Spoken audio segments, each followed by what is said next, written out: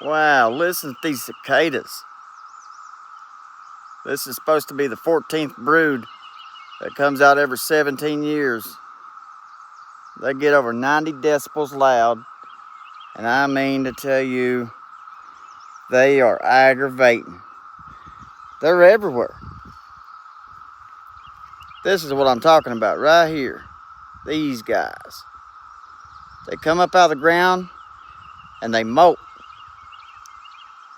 They leave their exoskeleton, and that's what they turn into right there, little cicada. Then they go and they sing like they're doing right now and mate, and then they go back to the ground and lay their eggs and do the same thing over again.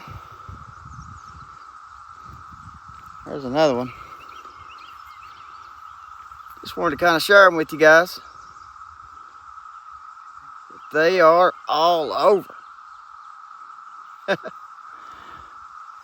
Kind of cool in a way that they do that every 17 years or whatever. Totally different than anything else, I'll tell you that. Just listen to that.